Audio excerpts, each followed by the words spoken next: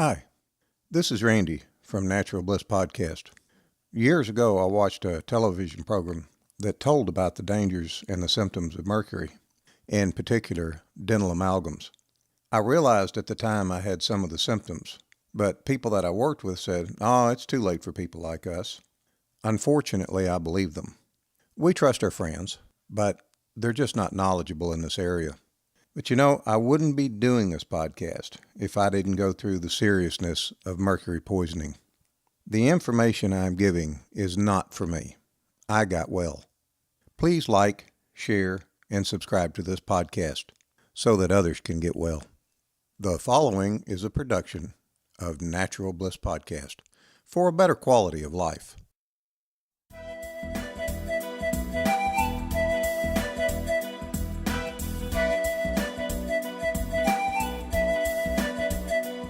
Hello, and welcome back to Natural Bliss Podcast.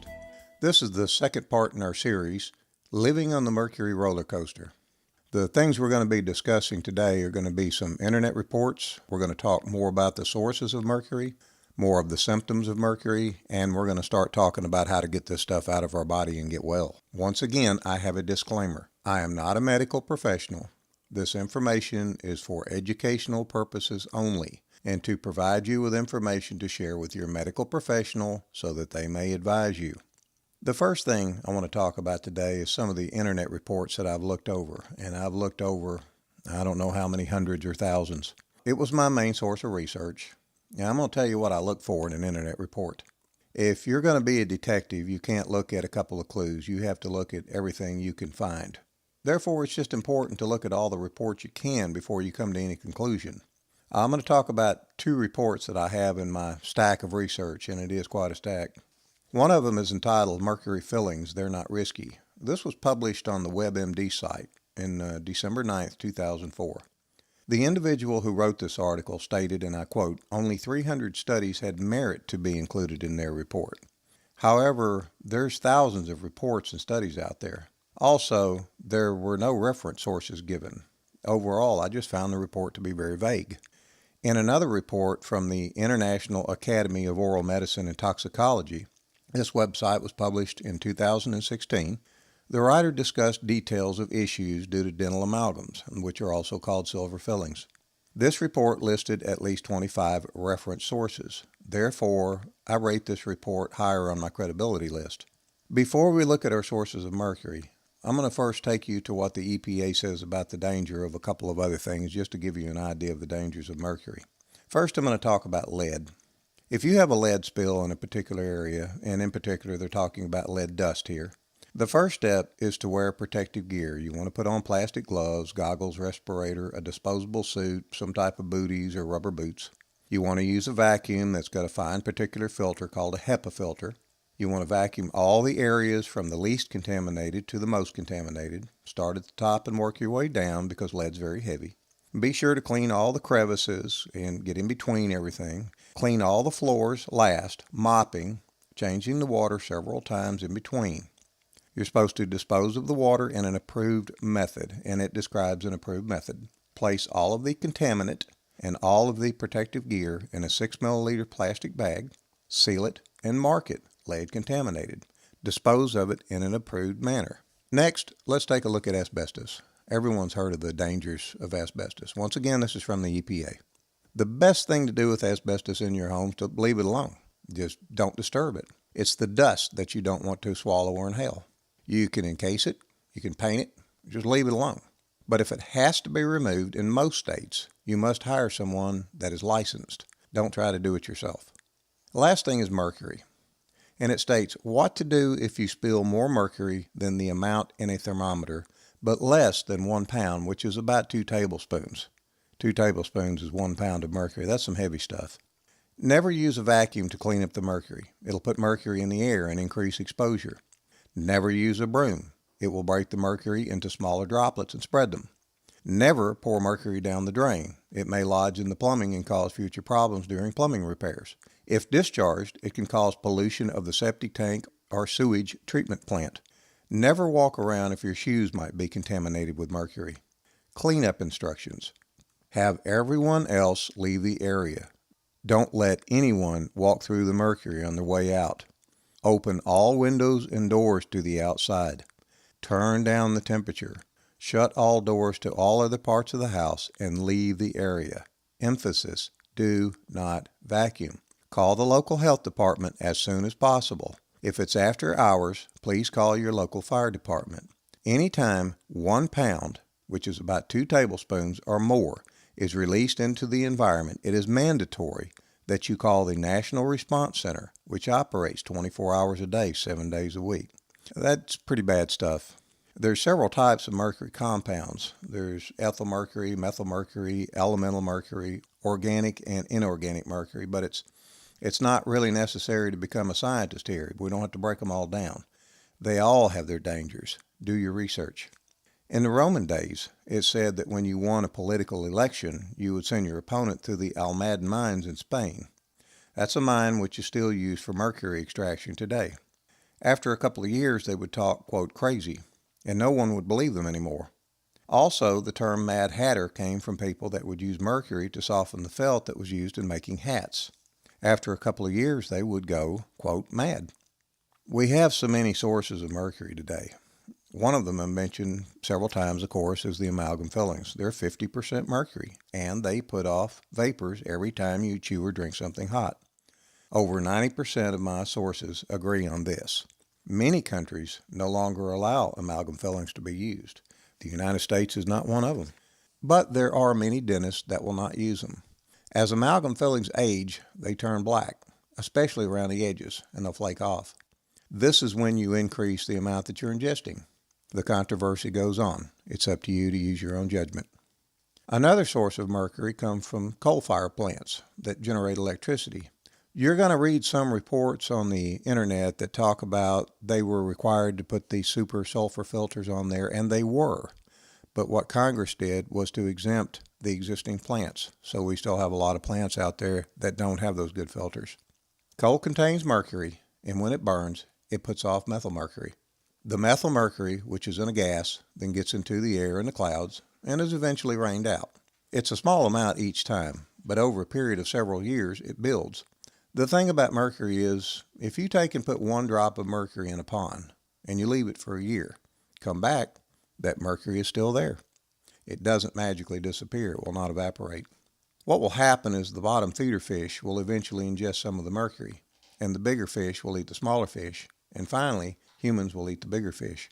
It'll be a small amount each time, but our bodies have very few mechanisms for excreting mercury. Therefore, every time we ingest more mercury, it adds to our body burden, which brings us to the next source of mercury, fish. From catfish out of the local river to tuna or salmon out of the ocean, most fish and seafood contain some amounts of mercury. I'm going to share a report with you. This is from the Department of Environmental Quality from the state of Louisiana. It's dated May of 2003. There's a fish consumption advisory for the Tangipahoa River District stating that unacceptable levels of mercury had been detected in largemouth bass, spotted bass, flathead catfish, Appaloosa catfish, freshwater drum, and bowfin. The area includes the Tangipahoa River, which is very close to us, from the Louisiana-Mississippi state line to Lake Pontchartrain, in other words, the entire river. Women of childbearing age and children less than 7 years of age should consume no more than 1 meal per month of the fish listed above. A meal is considered to be about a half pound.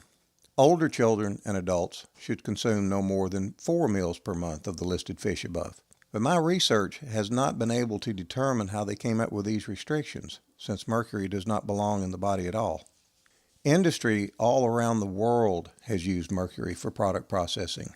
Large amounts have been simply dumped into the environment. This includes lakes, rivers, oceans, and land. The Great Lakes in the U.S. are known for high mercury levels, especially Lake Ontario. Over the years, electrical equipment and medical equipment have incorporated mercury. You know that little silver bubble in the thermostat in your home? Mercury. A lot of light switches, anti-lock brake systems, aircraft attitude indicators, some old doorbells, some pressure switches, vending machines, of course thermometers, the blood pressure gauge that hung on your doctor's wall for years, And some of you may remember saying the barometer is at 31 inches of mercury and falling when rain or damp weather was moving in. Also, things like paint processing, paper processing, really too many things to totally talk about. But one of the things is fluorescent light bulbs. They very commonly become broken. They contain a very small amount of mercury, and precaution should be taken if you do break one. Follow all the guidelines for cleanup, and remember, don't use a vacuum. You'll spread the vapors. Eventually, all these things I just mentioned are going to reach the end of their lifespan, and usually they just get discarded into the environment around you. There are laws that say that people are supposed to throw them away in an approved manner, but it just doesn't always happen.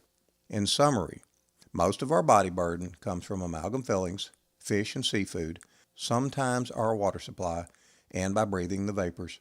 Some sources are just unavoidable. And most experts I have researched agree that pretty much all the world population has some amount of mercury in their bodies. Some people just seem to tolerate it more than others, and I have yet to find a good scientific report as to why. Now, the symptoms of mercury toxicity are very wide. There's about 250 documented symptoms. And that's why it can be very difficult to diagnose, since it will have very different symptoms from person to person. But I guess some of the most common issues, in which I had all of them, appear to be a great increase in allergies, shyness, tingling in the hands and feet, a lot of jumping muscles, get tremors, a lot of food sensitivities, especially to dairy, unexplained fevers, arthritis, fatigue, depression. Wow, the list just goes on. So it's very easy to see why it can be confused with many other, quote, diseases. Other documented symptoms are things like heart problems, chest pains, which is angina, racing heart, heart murmurs. Some people will have an abnormal EKG, high blood pressure, low blood pressure, could be both. So that's just some of the heart problems. There can be a lot of skin problems like unexplained rashes, excessive itching, red flushes. You can have rough skin. Some people experience a lot of acne. It definitely causes a lot of nervous disorders such as Bell's palsy. Some people have been diagnosed with multiple sclerosis, sometimes shingles. Epilepsy and convulsions have been diagnosed when it was mercury poisoning. I actually had one person on this next statement, the doctor told him it was his nerves. Some people shake their hands and feet. You get a lot, like I say, a lot of twitching. There are a lot of digestive issues, Crohn's disease, Graves' disease, indigestion, diarrhea, heartburn. Some people would just get a poor appetite. You can be diagnosed with mononucleosis. You can actually have a false positive for venereal disease. People have been diagnosed with leukemia and Hodgkin's disease. It also can interfere with blood sugar, causing you to be diagnosed as a diabetic. It can cause you to have an overactive thyroid. You can have problems with your pancreas. You can be underweight. It can cause prostate problems. It can cause women to have serious and painful menstrual cycles. And sometimes it will just stop without a reason. A lot of emotional problems, depression, people wishing that they were dead, irritability. A lot of people, they claim that it's caused divorces. You get a lot of annoying symptoms. A lot of people get frequent headaches, noises in the ears. That was one of mine, or actually ringing in the ears. Thought I had tinnitus. Chronic eye inflammation. I had a lot of problems with dry eye. Swollen lymph nodes. Do you sweat excessively or not at all? You get a lot of cold hands and feet. Do you suffer from motion sickness? Slow healing, a lot of cramps. Some people, it's been known to cause insomnia. Allergies to all kinds of things, soaps, detergents, food, fabric, metals. A lot of people report arthritis, tennis elbow, painful joints, psoriasis. In my research, I found reports that said some people have been diagnosed with sickle cell anemia when they were actually poisoned from mercury. It can cause white spots in your mouth. You can get a metal taste in your mouth. Sometimes you can feel like movement in the brain, sounds of cracking and popping at the base of the brain. Some people will get headaches right after they eat. The list is just so long. What I finally did was to sit down and write down all of my symptoms and just take a look to see what my problem could be. If you're having multiple symptoms and they don't coincide to any one disease, all I'm saying is that this is a suspect. I was diagnosed with mono and chronic fatigue syndrome. In my investigation, I found I had many symptoms that just did not go along with the diagnosis. And I was told by the doctor, those other symptoms will go away when the mono goes away. The symptoms are going to vary depending on what organs that the mercury gets into. If you go to your doctor and you tell them that you suspect you are mercury toxic, one thing they will do sometimes is to order a blood test to check for mercury.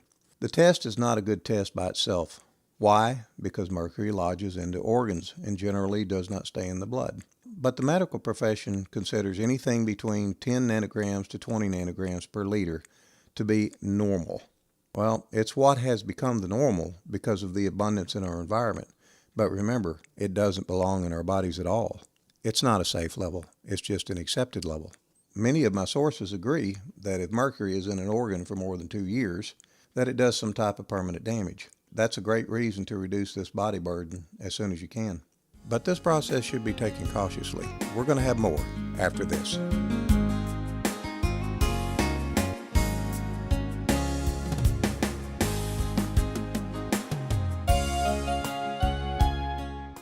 Bring out your Heavenly Body with Heavenly Body skincare products. Heavenly Body's products are created to feed and nourish the skin. They formulate their products in small batches for both quality and freshness. Heavenly Body's products are cruelty-free, contain certified organic ingredients, and are cost-effective. To bring out the Heavenly Body in you, visit their website at hborganicskincare.com.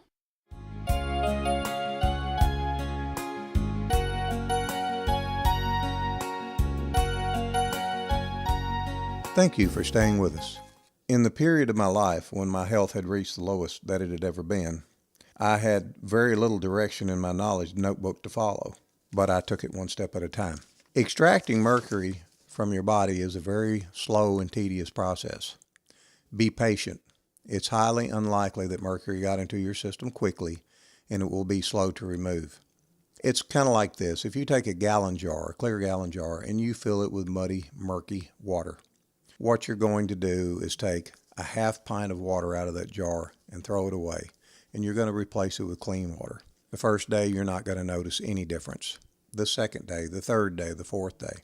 It's going to be a couple of weeks before you start noticing each time you take out that half cup of dirty water and then put back in a clear half cup of water.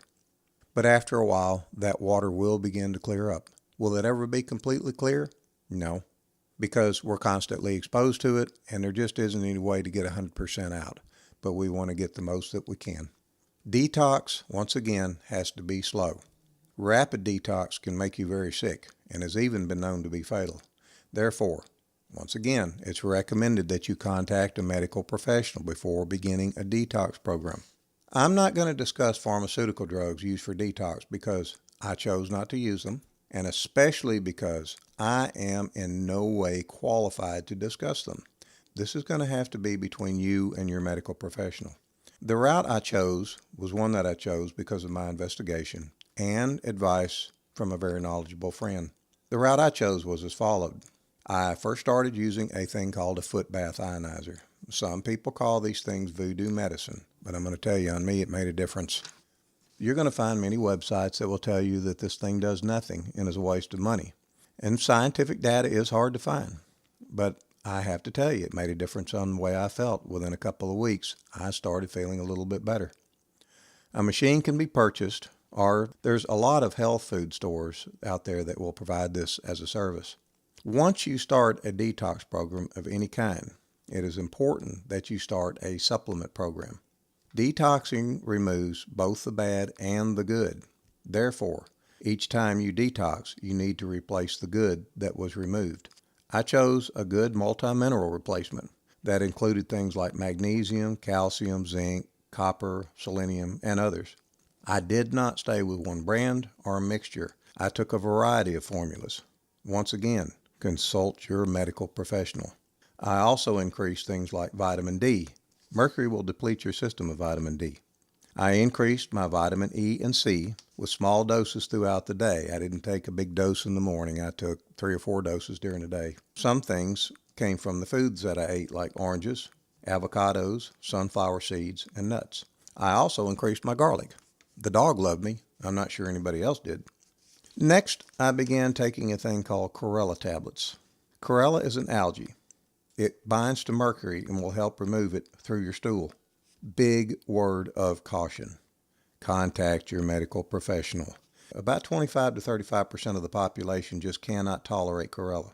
Therefore, I started with extremely small doses and slowly increased.